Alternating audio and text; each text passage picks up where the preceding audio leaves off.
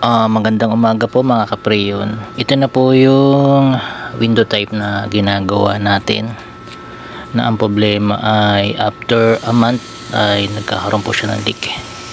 Ang ginawa po natin, first step, nagbaklas po tayo ng condenser at nilinisan po natin para sure makita natin kung may leak yung condenser. At sa paghahanap natin, wala po tayong nakita. Halos 24 hours na po natin nilublob itong condenser, talagang wala po tayong nakita. At second day, nag-decide na po tayo na yung evaporator naman po at saka yung compressor, yan, nilubog na natin. Talagang napakalinaw na ng tubig, pero yun pa rin, hindi pa rin natin makita yung leak. Kasi ang kwento ng customer natin, sabi niya pinakargahan niya nito after ng 3 months ay nagbawas uli. Sabi ko sa kanya, napakahirap ng gantong sitwasyon na talagang maliit yung leak. Sabi ko pahihirapan tayo, pero sabi ko sa kanya try natin at susubukan, baka makita natin kung saan nagmumula yung leak. So far ngayon wala pa rin. Talagang tinatyaga-tyaga natin, talagang hindi siya magpakita. Kahit anong gawin na natin ng pressure ay hindi pa rin siya lumabas. Kaya nag-decide na po ako na tapusin na itong ginagawa natin paglilik repair sa unit na to at bubuuin na natin yung unit. Hindi naman nag-aalala yung customer natin kahit gaano katagal yung ating pagre-repair, kasi ang ginawa natin ay pinahiram natin siya ng unit para habang naghahantay siya, hindi siya mainip dahil meron pa rin siyang aircon na nagagamit. Yan, nag-decide na po ako, binuo na natin yung unit. Nagkagana po tayo kasi wala tayong nakita. Ito naman po ay ating sasabihin sa customer natin, aaminin natin na wala tayong nakita.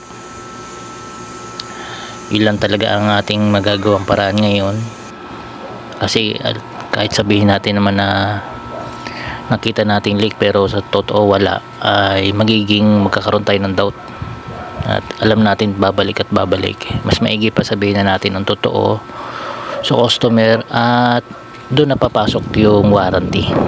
Bibigyan natin siya ng matagal na warranty para kahit tayo sumingil sa ginawa natin ngayon sa system process at sa leak repair ay hindi siya magkaatubili na magbayad.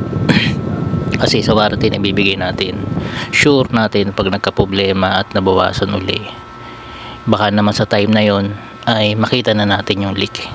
At mahirap kasi kung dito lang tayo po-focus sa unit na to, hindi tayo makakagawa sa ibang project. Kaya yon, isa pa to sa ginawa kong pag monitor, kinabit ko sa bahay muna, temporary. Pinandar ko siya ng mga magdamag, tapos gagamitin ko siya ng mga ilang araw. Pag wala namang nagbago, ibabalik na natin to sa customer, tapos kukunin na natin yung pinahiram natin, ibibigay na natin to sa kanya. At para lumakad na yung warranty na ibibigay natin. Ang sabi niya kasi 3 months na rin ang ibibigay natin na warranty para sa leak repair natin. So yun lang. Meron naman talagang ganitong sitwasyon minsan, talagang hindi natin makita ang leak. At kaya para naman hindi tayo mapako ay bigyan natin ng magandang warranty. At sure, binabalikan po natin to. Marami na po akong customer na ganito, binabalikan po natin. At kung nakabot kayo sa last part ng video ito, maraming salamat. Please like, share na po ng aking video. Follow nyo na rin po ako para po makakita pa po kayo ng ibang mga gawa natin sa air conditioning, refrigeration at kung ano-ano man po. Yun lamang po. Maraming salamat. At kung kayo pala ay merong kakilala na may problema po sa mga aircon nila, sa rep nila, chat nyo lang po ako dito sa aking timeline at sa aking page po, FB page, ang Aircon Refrigeration System Shop. Yun lang po. Maraming salamat.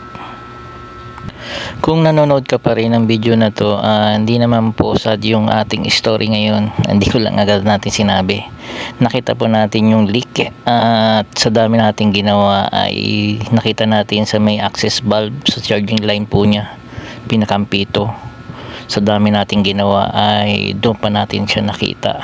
Pero at least kampante tayo na na-resolve natin yung problema. Yun lamang po, at sana ay maging happy kayo.